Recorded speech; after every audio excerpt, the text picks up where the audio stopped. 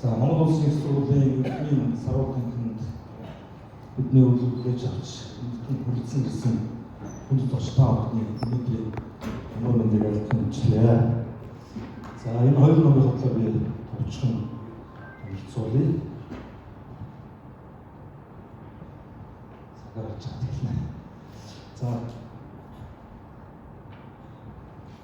За энэ орчин цагийн Монголын холбоосчлт гэдэг энэ бүлэг сэдвийн хүрээнд бол бидний цөөхөл ажил хийхээр төлөвлөж сүү хэдэн жил ажиллаж байгаа. Ер нь бол аливаа судалгаа бол судалгааны зорилт судлагдсан байдлаас хамаарат энэ судалгааг яаж цааш нь өргөнүүлэх үү гэдэгт бид нар онлайн чигээр хэмжиж чухал байсан.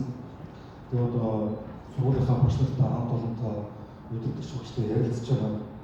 Ер нь энэ Монголын үйлдвэр судлал их судлалын чиглэлээр ямар чиглэлийн ямар судалгаа хийж болох вэ гэдэгт ярилцж байгаа. Монголын одоо чигээр хэмжиж томьёолын хамгийн гол ажил байсан. Энэ дөр бол бид нэр энэ Майкл Александр Киркут хаалгын Украин хасан гэдэг энэ хүмүүс 1976 онд болсон одоо хийж ажилладаг халдвартай бүтээл. Энэ Английн холбоос Cohesion English гэх ном байж байгаа. Энэ номд бол үндсэндээ одоо энэ асуудлын чиглэлээр томьёолсон холбоосчлт гэж ярьж байгаа юм зүйлсийг үндсэн 5 юм сонголог ангилал төвшүүлсэн.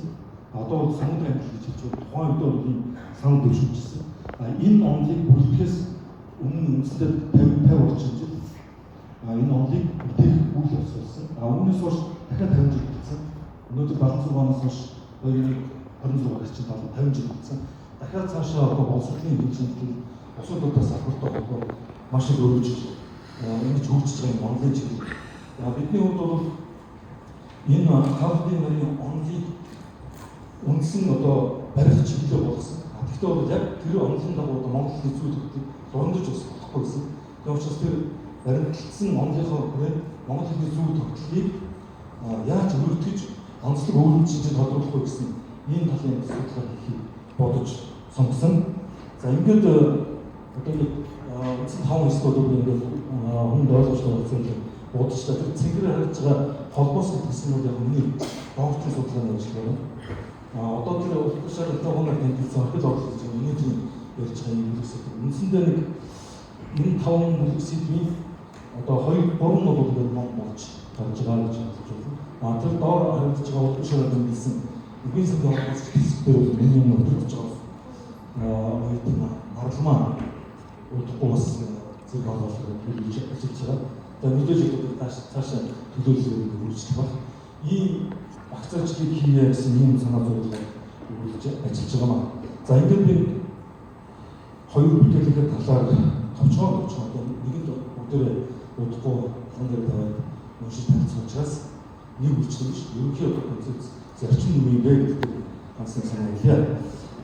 За аливаа өгүүлбэр ихийг бол хуваахта одоо англи судалгаатай үндсэндээ нарийнчны холбоо өргөжүүлэх холбоо үйлчлүүлэх холбоо гэсэн ийм үндсэн одоо 3 төвлөрөг өгч үздэг.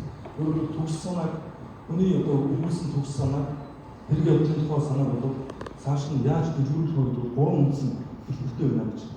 Өөрөөр нарийнчилж холбох уу, өргөжүүлж холбох уу, өргөжүүлж холбох уу гэсэн ийм 3 үндсэн чиглэл байна. Энэ бол өгүүлбэрийн судалгаанд байдаг цогцлог ихийн талаар үндсэн одоо энэ онлын баримжаа болж байгаа. Тэгэхээр энэ баримтлж энэ холбоос гэдэг нэгдүгээр хотод орсон энэ судалгааг хийсэн. За мэдээж одоо доктор нь бол яг 3 бүлгээр явуулдаг цэцгээ системтэй багтлаас 3 бүлэг туугаад цааш нь бол доктор нь олон бие ангиллуудыг хувааж энэ судалгааг хийсэн. За судалгааны бүтээл дээр авч үзсэн энэ нарийнчны холбоо гэдэг зүйлийн талаар ярихад энэ нэгдүгээр бүлэг дээр бол 30 гаруй холбоосын талаар бичсэн. За өмнө нь бол манай төвд гоогш, усан дэндууга, бүр очрогш, өнөр уян багш, базарч багш энэ Монголын өгүүлбэрийн чиглэлээр, үгийн сангийн чиглэлээр судалгаа хийдэг эрдэмтэд бол холбоос тодорхойлох, тайлбарлах талын ажил бас хийж ирсэн.